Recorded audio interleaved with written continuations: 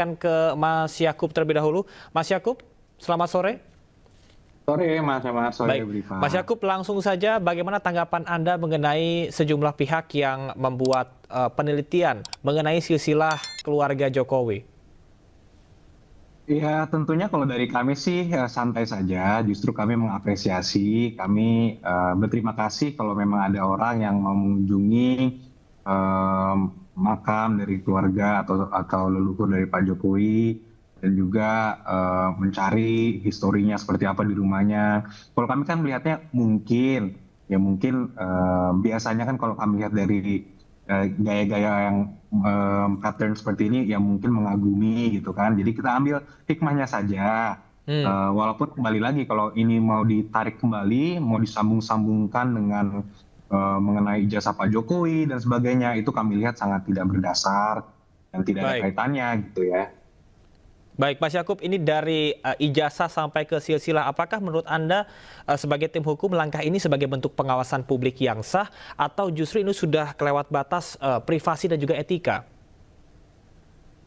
Kalau memang itu berkaitan dengan ijazah, meneliti ijazah itu sangat di luar batas dan sangat tidak ada kaitannya Mas ya. Kalau memang itu mengenai ijazah.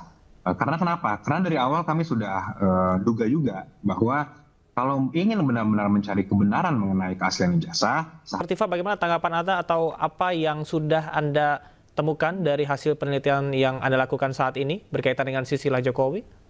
Ya, Assalamualaikum warahmatullahi wabarakatuh. Selamat sore. Selamat sore Mas Yakub, apa kabar? sore Bu, makasih sehat. Baik. Ya, jadi saya menanggapi ya bahwa sebetulnya penelitian-penelitian terkait dengan masa lalu pemimpin-pemimpin ya, pemimpin besar dunia itu sudah sering sekali dan jamak sekali dilakukan. Jadi tidak perlu ada resistensi di situ.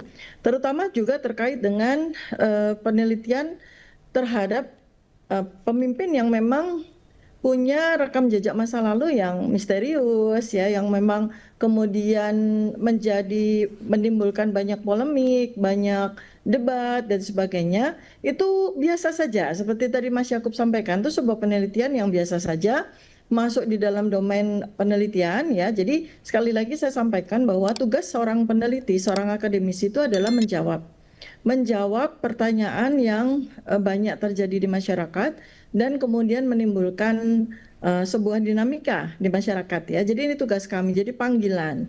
Kemudian kalau ini dikaitkan dengan ijazah ya, semua itu kan merupakan bagian dari comprehensiveness ya dari seseorang kan gitu ya. Dan mengapa kemudian menjadi polemik atau pertanyaan dari banyak masyarakat? Karena memang semuanya itu serba penuh dengan pertanyaan yang memang membutuhkan metodologi riset di sini. Jadi itu visi misi kami ya. Jadi insya Allah dalam waktu dekat trilogi tentang Joko Widodo dan putranya Gibran Rakabuming itu akan segera kami terbitkan, di mana buku yang pertama itu adalah kompilasi dari penelitian kami bertiga, Pak Roy Suryo, Pak Rismon Sianipar dan saya sendiri. Itu buku Jokowi's White Paper yang sudah terbit dan kemudian nanti akan dilanjutkan dengan Jokowi's Dark File ya, atau jejak masa lalu Jokowi, dan nanti buku trilogi yang pamungkas adalah Gibran's. Mas, jika ini dihubungkan dengan ijazah, saya tidak melihat relevansinya. Makanya dari kami juga mungkin lebih menunggu sekarang. Kami memerhatikan juga dari jauh, ini kira-kira dalilnya apa nih, arahnya mau kemana. Karena kalau kita mau melihat ini tentang keaslian ijazah Pak Jokowi kan sudah sangat jauh dan tidak mungkin mencari keaslian ijazah ke makam gitu kan. Jadi ya kita menunggu. Jadi kalau nanti akan dikeluarkan dalil baru, teori baru atau hasil penelitian yang baru, ya silakan saja. Namun kami menunggu dan kami juga tetap memonitor seluruh perkembangan yang ada gitu Mas. Baik, Dr. Tifa, apa yang Anda lakukan dinilai melampaui batas. Anda setuju? Iya, sebetulnya kan penelitian itu selalu berproses ya, dinamis. Jadi ini adalah sebuah living research ya Mas Yakub dan teman-teman semuanya. Ini adalah sebuah bentuk living research, di mana kita melakukan penelitian yang terus kita uji hipotesisnya, kemudian nanti akan menjadi sebuah tesis ya. Jadi ini kita pada tataran hipotesis yang kita ambil dari pertanyaan-pertanyaan yang mengemuka di masyarakat Indonesia. dan kemudian mudah-mudahan bisa menghasilkan sebuah tesis yang established ya. Tapi ini kami dekati dengan sebuah metodologi penelitian yang ketat sekali ya, argumentasinya, kemudian metodologinya juga sangat ketat, sehingga kami tidak tergesa-gesa untuk menarik kesimpulan menjadi sebuah tesis ya. Ini tesis ini kata ilmiah ya, bukan tesis S2 bukan ya. Jadi simpulan hipotesis itu kita uji dengan data, kita uji dengan observational studies, kita uji juga dengan literatur review sesuai dengan similarity dari para peneliti ya. Jadi banyak penelitian terkait dengan pemimpin-pemimpin dunia ya, baik yang saat ini masih hidup seperti Vladimir Putin, Barack Obama, kemudian juga yang sudah meninggal seperti Adolf Hitler, Mahatma Gandhi, Winston Churchill dan sebagainya, yang memang rata-rata perlu disingkap ya masa lalunya sehingga jelas dan terang. Dan sebagai pemimpin, Pak Joko Widodo kan pernah memimpin Indonesia selama 2 periode. Jadi beliau ini sudah menjadi domain publik, ya, sudah menjadi sosok yang menjadi domain publik dan akan tercatat dalam sejarah. Nah, kita ya terpanggil untuk membuat sejarah itu bukan sebuah sejarah yang misterius, sebuah sejarah yang penuh dengan tanda tanya, dan sebuah sejarah yang gelap gulita apalagi. Maka kita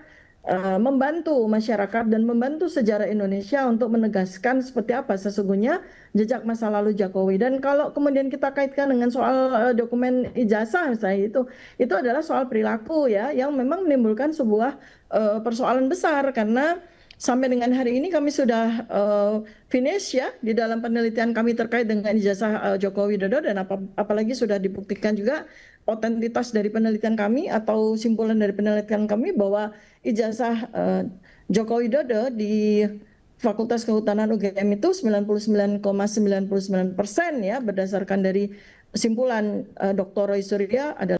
Baik, silsilah klien Anda diragukan, Mas Yakub, seperti apa tanggapannya?